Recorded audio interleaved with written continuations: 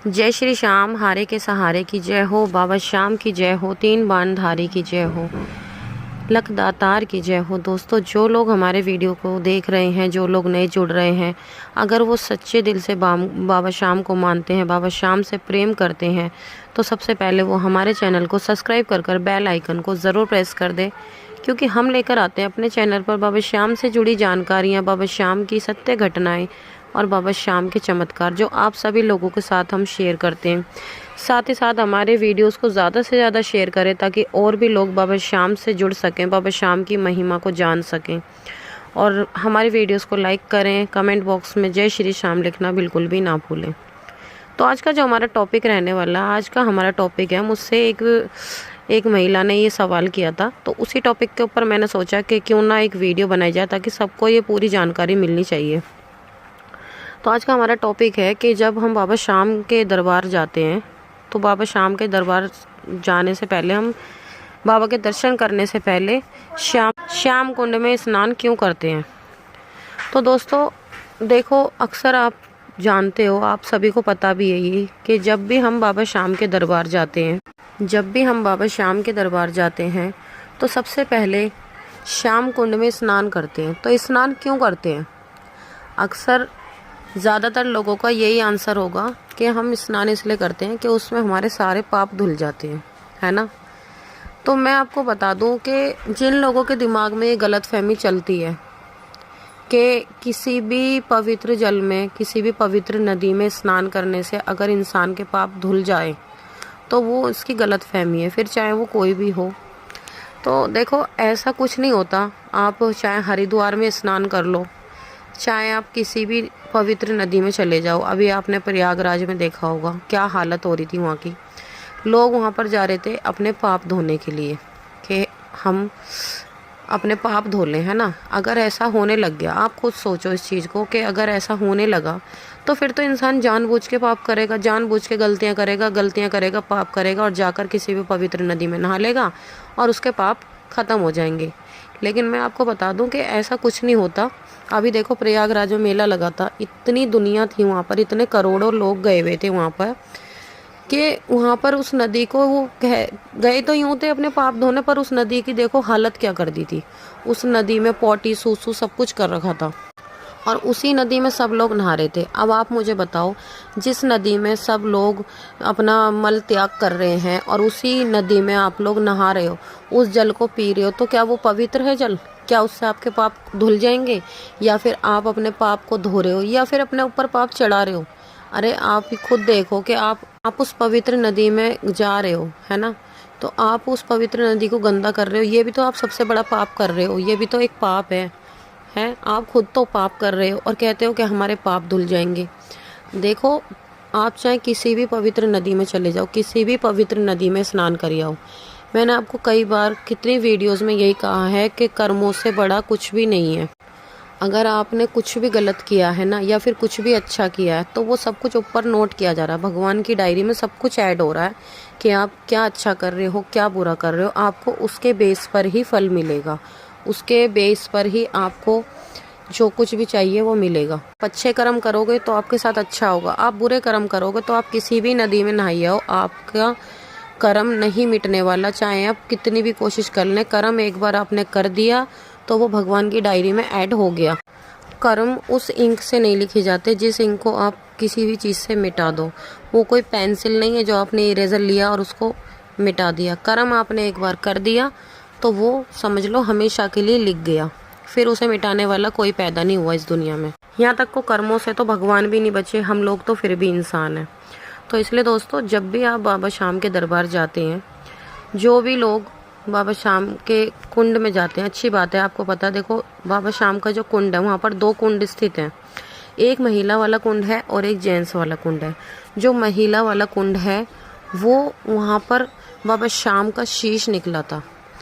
वो वाला जो कुंड है उसमें बाबा श्याम का शीश निकला था। और जो दूसरा वाला कुंड है, वो इसलिए बनाया था ताकि दोनों कुंड में आसानी से स्नान हो जाए, एक में महिलाएं नहा लें और एक में पुरुष नहा लें। अब देखो, जब हम वहाँ पर जाते हैं वहाँ से कहते हैं कि बाबा शाम का जो कुंड का जो जल है वो इतना ज़्यादा पवित्र है कि आप उसको ले आओ और अपने घर में लाकर छिड़क दो तो सारी नेगेटिविटी चली जाती है। पर आप ये देखो, उस जल में मैंने देखा है कि महिला भी एक साथ नहा रही हैं, पुरुष भी एक साथ नहा रहे हैं, उसी में अपने कपड़ों को धो रहे हैं, निचोड़ रहे हैं। यहाँ तक को एक मैंने महिला को देखा, वो छोटे से बच्चे को ले रही थी गोद में, और उसने क्या करा, एकदम से ऐसे डुबकी लगाई कि उस बच्चे का एकदम से सांस रुक गया, उसकी आवाज़ ही नहीं निकली। तो मैंने पूछा, भाई आपने ऐसे बच्चे को डुबकी लगा दी? तो उसने कहा, इसमें नहाने से पाप धुल जाते हैं। तो इसका मतलब तुमने पाप किया है और ये सोच लिया कि मैंने इसमें नहला दिया, पाप धुल गए। उस छोटे से बच्चे ने कौन से पाप कर दिए भाई? जिसको ठीक से बोलना भी नहीं आता उसने कौन से ऐसे पाप कर दिए, है ना? तो ये चीज़ देखो बिल्कुल गलत है। अब उसी जल में आप ऐसे नहा रहे हो, आप अपने कपड़े धो रहे हो, अब उस जल को क्या आप पी लोगे? आप उसे घर पे ले आओगे, आपने अपनी आंखों से देख लिया, तो क्या वो जल पवित्र रह गया? वो जल तो बिल्कुल भी पवित्र नहीं रहा ना। उसकी पवित्रता तो खुद इंसानों ने ही ख़त्म कर दी। आप सपोज करो कि आप कपड़े धो रहे हो, कपड़ों का जो पानी होता है, क्या उस पानी को आप जानबूझ के पी लोगे या फिर उससे नहा लोगे? नहीं नहा सकते ना। तो इसीलिए बाबा शाम का जो कुंड का जल है वो सिर्फ इसलिए है कि हल्का सा अपना ऊपर छींटे मार लिए और बस हल्का सा मुंह धो लिया। वो भी ये नहीं कि उसी के अंदर, ऐसा कुछ नहीं करना चाहिए आपको। जल को, वो बाबा शाम का शक्तिशाली जल है, आपको उसे बिल्कुल भी अपवित्र करने का कोई अधिकार नहीं है। उस जल को बहुत कामों में यूज़ किया जाता है, बहुत ही ताकतवर जल है वो, आप उसकी महिमा को भी जानते नहीं हो। उस जल को घर पे लाने से सारी नेगेटिविटी चली जाती है, घर से बहुत से ऐसे काम होते हैं। तो उस जल को अपवित्र कर रहे हैं लोग। अब जैसे उस महिला ने अपने बच्चे को डुबकी लगवाई, सपोज उस बच्चे को अगर कुछ हो जाता तो सारा इल्ज़ाम मंदिर के कार्यकर्ताओं पर आ जाता, और सबसे बड़ी चीज़ कि बाबा पर कलंक लग जाता कि बाबा शाम के दरबार गए थे, वहाँ पर उस बच्चे के साथ ही घटना घट गई। बाबा शाम ये, बाबा शाम वो, दुनिया के जितने मुंह और उतनी बातें। तो हम भगवान को बिल्कुल भी ब्लेम नहीं कर सकते, भगवान को हमें नहीं ब्लेम करना चाहिए। गलती हम करें जानबूझ के और उसके आरोप भगवान के ऊपर थोप दें तो ये बिल्कुल गलत है। तो जो लोग जाते हैं बाबा शाम के दरबार, मेरा उनसे हाथ जोड़ के निवेदन है कि बाबा शाम के दरबार जब भी जाएं तो कोशिश यही करें कि उस जल में, देखो अब ये आप कुछ लोगों के दिमाग में सवाल आ रहा होगा, वहाँ तो दुनिया जाती है, दुनिया नहाती है, दुनिया ये करती है, दुनिया वो करती है। ठीक है, जो कर रहा है वो कर रहा है, हम एक एक को जाकर नहीं समझा सकते। पर अगर हमें पता है कि ये चीज़ गलत है तो हमें वो काम नहीं करना चाहिए, हमें उस जल को अपवित्र नहीं करना चाहिए। अरे उसको तो पहले से ही लोगों ने अपवित्र कर रखा है, और चलो उन्हें तो पता है या नहीं पता, लेकिन अगर हमें पता है तो हमें उस जल को अपवित्र नहीं करना चाहिए। अगर हम भी उस जल को अपवित्र कर देंगे तो वो भी हम एक पाप कर रहे हैं। तो इसीलिए शाम कुंड जल को आप ये बिल्कुल भी ना सोचें कि भाई हम जा रहे हैं हमारे पाप धुल जाएंगे। सबसे पहली बात तो आप इस सोच को अपने दिमाग से निकालो कि किसी भी जल में नहाने से आपके पाप धुल जाते हैं, तो ऐसा कुछ नहीं होता। कोशिश यही करें कि देखो, पहली बात तो कोई भी जानबूझकर पाप करता नहीं, सपोज़ गलती से हो भी जाता है। कुछ लोग ऐसे भी होते हैं जो जानबूझ के कर भी देते हैं, तो वो लोग अपने दिमाग से गलतफहमी निकाल दें कि पाप धुल जाते हैं। सब कुछ कर्मों का खेल है, उससे बड़ा कुछ भी नहीं है। और भगवान तो खैर करते ही हैं, भगवान तो देते ही हैं जो भगवान को देना है, पर भगवान भी हमारे कर्मों के हिसाब से ही देते हैं। अब हम बाबा शाम के दरबार जाते हैं, कुछ लोग होते हैं जिनका तो जाते ही काम बन जाता है, पहली बार गए बाबा के दरबार और काम बन गया। कुछ लोग होते हैं पता नहीं कितने दिन हो जाते हैं, उन्हें 10-20 बार चले जाते हैं, उनके काम बनते ही नहीं। वो कहते हैं हमारे तो बाबा शाम सुनते ही नहीं, हमारे लिए तो बाबा शाम कुछ करते ही नहीं, बाबा शाम तो सबकी सुन लेते हैं पर हमारी नहीं सुनते, बाबा शाम ये बाबा शाम वो। लेकिन ये नहीं देखते कि भाई हमने भी शायद कुछ ना कुछ ऐसा कर्म करे होंगे जिसकी वजह से हमारे काम बनने में देरी हो रही है।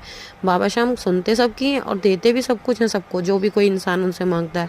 पर वो जो हमारे बुरे कर्म रहते हैं सबसे पहले उनको कटवाते हैं, उन्हें ख़त्म करवाते हैं उसके बाद, ताकि हम पाप मुक्त हो जाएं, हमारे कर्म कट जाएं, है ना। अगर हमारी ज़िंदगी में कोई दुख आता है तो यूँ समझो कि हमारे वो कर्म कट रहे हैं, हमारे कर्म ख़त्म हो रहे हैं, है ना। तो भगवान को बिल्कुल भी दोष ना दें। तो आज का मेरा टॉपिक यही था कि क्योंकि ना एक महिला ने मुझसे सवाल करा था कि बाबा शाम के जब दरबार जाते हैं तो बाबा शाम के दरबार में जाकर के शाम कुंड में नहाना ज़रूरी है, ये वो कई सारी ऐसी बातें पूछी थी। तो मुझे लगा कि शायद मुझे इस पर एक वीडियो बनानी चाहिए। तो जिन लोगों को ऐसा लगता है कि श्याम कुंड में नहाने से या किसी भी पवित्र नदी में नहाने से उनके पाप धुल जाते हैं, तो आप ऐसा बिल्कुल भी ना सोचें। और दोस्तों, आज की ये जानकारी मैं यहीं पर समाप्त करती हूँ। अगर आपको अच्छी लगी हो तो मुझे कमेंट करके बताना, या फिर अगर मेरी आपको कोई भी बात अच्छी ना लगी हो, मेरी किसी बात से आपको ठेस पहुंची हो, तो उसके लिए मैं आपसे हाथ जोड़कर माफ़ी मांगना चाहती हूँ। और प्लीज़ अगर मेरी कोई भी बात बुरी लगी हो तो आप मुझे उस चीज़ के लिए क्षमा कर दें। और अगर आपका कोई भी क्वेश्चन हो तो आप मुझसे कमेंट करके ज़रूर पूछ सकते हैं। तो मिलते हैं कल एक और नई वीडियो के साथ। जब तक के लिए जय श्री श्याम।